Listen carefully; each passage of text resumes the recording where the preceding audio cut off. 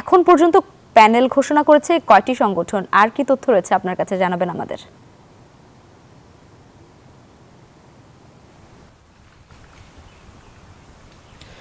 লাইবা, আপনাকে ধন্যবাদ। এই মুহূর্তে রয়েছি জাহাঙ্গীরনগর বিশ্ববিদ্যালয় এবং গ্রন্থাগারের সামনে, এবং আমরা যদি একটু দেখাই যে জাহাঙ্গীরনগর বিশ্ববিদ্যালয় কিন্তু এখন প্রার্থীরা কিন্তু যে এই লাইব্রেরির যেখানে আমি এসেছি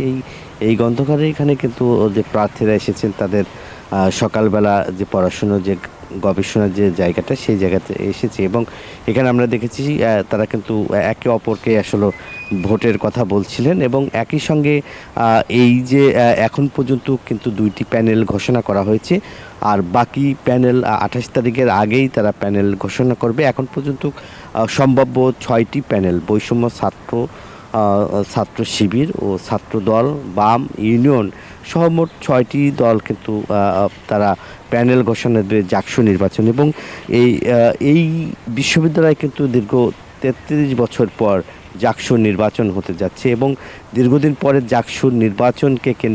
কেন্দ্র করে জাহাঙ্গীরনগর বিশ্ববিদ্যালয়ের যে উৎসবের আমেজ সেটা কিন্তু চলছে, এবং সকাল থেকে রাত পর্যন্ত, গভীর রাত পর্যন্ত আমরা দেখেছি যে শিক্ষার্থীরা কিন্তু তাদের যে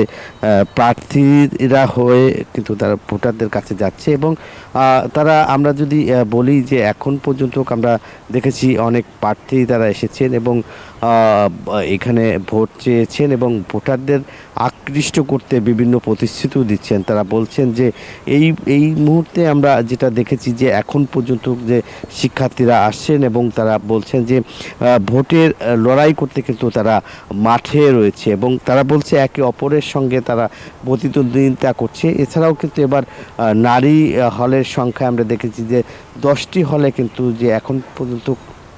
প্রার্থী সমান সমান হয়েছে, এবং নারীদের প্রচার প্রচারণায় আসলে আমরা দেখেছি যে একটু কম, এবং জাকসু নির্বাচন ঘিরে কিন্তু এখন পুরা ক্যাম্পাসে উৎসবের আমেজ চলছে। এই ছিল আমার কাছে জাহাঙ্গীরনগর বিশ্ববিদ্যালয়ের জাকসু নির্বাচনের সর্বশেষ তথ্য।